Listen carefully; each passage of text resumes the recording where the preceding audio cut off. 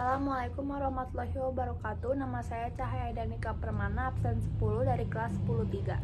Hari ini saya akan menjelaskan tentang dua kerajaan Hindu-Buddha. Yang pertama ada Kutai dan yang kedua ada Majapahit.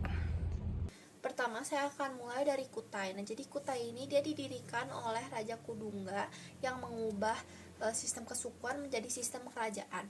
Dan Kutai ini dia itu berdiri pada abad ke-4 Masehi dan lokasinya ada di hulu Sungai Mahakam, Kalimantan Timur. Nah, untuk politiknya tadi yang pertama, raja pertama itu adalah Raja Kudungga. Lalu raja kedua adalah Raja Aswawarman yang merupakan putra dari Raja Kudungga, dan raja ketiga adalah Raja Mulawarman yang merupakan putra dari Aswawarman. Nah, pada saat Raja Mulawarman menguasai atau memimpin Kutai, nah Kutai itu sangat makmur. Terus juga dia memiliki hubungan yang sangat baik dengan kaum Brahmana. Nah, itu tuh dibuktikan dengan adanya bukti di mana Raja Mulawarman ini dia pernah bersedekah 20.000 ekor sapi ke kaum Brahmana. Nah, terus abis itu untuk sosial ekonominya masyarakat itu sangat tertib dan teratur. Terus yang kedua juga hubungan antar kasta itu sangat baik. Terus untuk profesi dan pemasukan yang paling besar itu dari nelayan, terus perdagangan dan juga pertanian. Nah, lalu untuk budayanya itu yang pertama untuk penduduk itu pakai bahasa Melayu, dan untuk Brahmana itu memakai bahasa Sanskerta. Lalu untuk yang kedua itu ada kerajaan Hindu Siwa, dan yang ketiga adalah Tujuh Yupa atau Tugu Batu. Nah, lalu untuk kenapa Kutai ini bisa runtuh? Nah, Kutai itu bisa runtuh karena disebabkan oleh adanya peperangan antara Kutai dan Kutai Kartanegara atau Islam ya. Kutai Kartanegara itu adalah kerajaan Islam yang pada saat itu tuh dipimpin oleh Raja Aji Pangeran Anom Panji, yang akhirnya dia tuh sampai menewaskan Raja Dharma Setia. Segitu saja tentang Kutai. Selanjutnya saya akan menjelaskan tentang Majapahit. Jadi yang kedua itu ada Majapahit, dan untuk Majapahit saya akan memulai dari sumber sejarahnya. Nah, untuk sumber sejarah yang pertama itu ada Prasasti Butak dari 1294 Masehi. Lalu yang kedua ada Kidung Harsawijaya dan Kidung Panji Wijayakrama. Dan yang ketiga itu ada Kitab Pararaton, dan yang keempat itu ada Kitab Negara Kertagama. Jadi selanjutnya saya akan menjelaskan tentang latar belakangnya. Jadi latar belakang dari Majapahit itu adanya serangan dadakan yang dipimpin oleh Jayakatwang ke kerajaan Singasari pada masa Kertanegara. Nah, lalu menantu Kertanegara yaitu Raden Wijaya, dia itu lari ke wilayah Madura untuk meminta perlindungan dari Bupati Arya Wiraraja.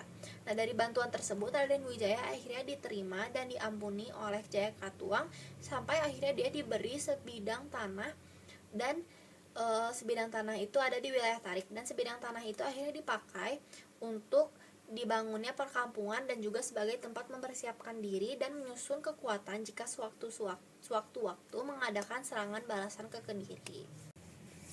Nah, lalu selanjutnya datang pasukan Cina Mongol yang ingin menaklukkan Kertanegara karena pada saat itu wilayah Singasari itu masih dipimpin oleh Kertanegara.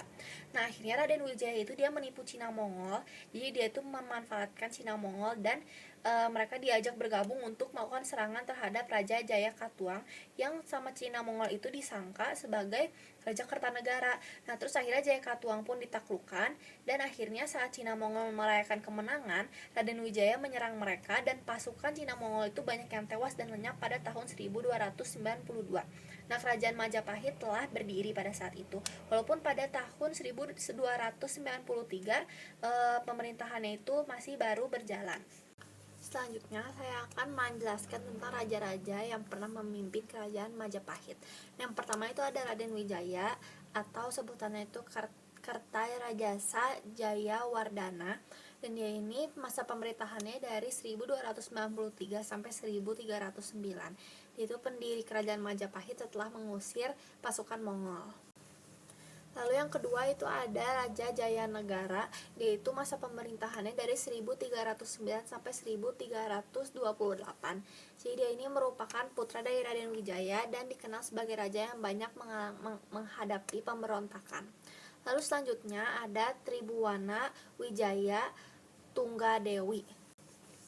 Lalu selanjutnya ada Tribhuwana Tunggadewi, yaitu merupakan putri dari Raden Wijaya dan naik tahta setelah kematian Jayanegara dan memimpin bersama Patih Gajah Muda.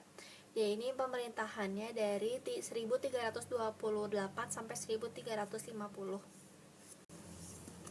Lalu selanjutnya ada Hayam Wuruk atau Raja Sanagara. Masa pemerintahannya dari tahun 1350 sampai tahun 1385. Saat dia memimpin itu merupakan masa kejayaan Majapahit dan didampingi oleh Patih Gajah Mada yang terkenal dengan Sumpah Palapa. Lalu selanjutnya ada Wikramawardhana. Masa pemerintahannya dari 1389 sampai 1429. Lalu selanjutnya ada Suhita, masa pemerintahannya dari tahun 1429 sampai 1447. Itu merupakan putri dari Wikramawardhana dan menghadapi persaingan internal dalam kerajaannya.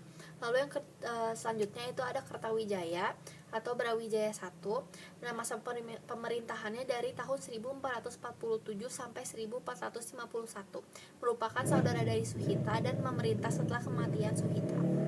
Selanjutnya ada Girinda Wardana yang masa pemerintahannya itu dari 1474 sampai 1498.